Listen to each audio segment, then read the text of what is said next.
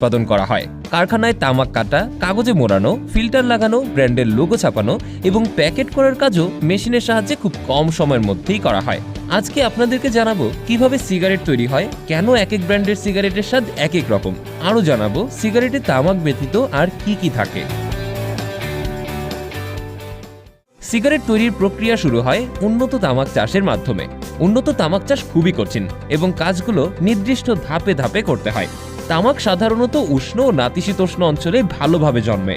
উর্বর বেলে দোআঁশ মাটি ছাড়া তামাক চাষ করা সম্ভব নয়। তামাকের বীজ খুব ছোট হওয়ায় সেগুলো সরাসরি মাঠে বপন না করে প্রথমে নার্সারিতে চারা উৎপাদন করা হয়। 6 থেকে 8 সপ্তাহ পর চারাগুলোকে তুলে মেশিনের মাধ্যমে প্রধান জমিতে রোপণ করা হয়।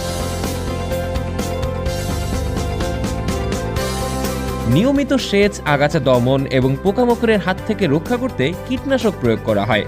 যেহেতু শত শত একর জমিতে